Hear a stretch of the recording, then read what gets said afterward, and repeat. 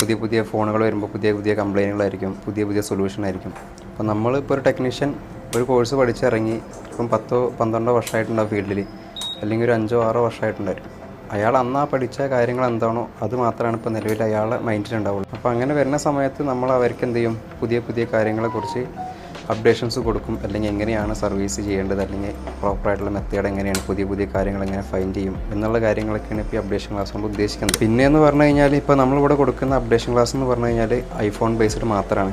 ആൻഡ്രോയിഡിൻ്റെ fault ഫൈൻഡിങ്ങും കാര്യങ്ങളെല്ലാം കൊടുക്കുന്നുണ്ട്, പക്ഷേ കൂടുതലായിട്ട് നമ്മൾ കോൺസെൻട്രേറ്റ് ചെയ്യുന്നത് ഐഫോണിൻ്റെ അപ്ഡേഷൻ ക്ലാസ്സാണ്. ഇപ്പോൾ ഒരു ബോർഡ് 2 കഷ്ണമായിട്ട് വന്നു കഴിഞ്ഞാൽ നമുക്ക് എന്ത് ചെയ്യാൻ പറ്റണേ, അതിന് വേണ്ട കുറച്ച് ഐസികളുണ്ട്, ആ ചിപ്പ് സെറ്റുകൾ മാത്രം മറ്റൊരു ബോർഡിലേക്ക് ഇട്ടിട്ട് എന്ത് ചെയ്യാൻ പറ്റും, നമുക്കതിനെ പഴയ രീതിയിലേക്ക് വിത്ത് ഡാറ്റയിൽ ഓൺ ചെയ്തെടുക്കാൻ വേണ്ടി പറ്റും. അപ്പോൾ ഐഫോൺ 7 ബോർഡ് തൊട്ടിട്ട് ഐഫോൺ 12 വരെയുള്ള വർക്കിംഗ് മദർ ബോർഡാണ് നമ്മളിവിടെ സർവീസിനായി കൊടുക്കുന്നത് പഠിക്കാൻ വേണ്ടിയിട്ട്.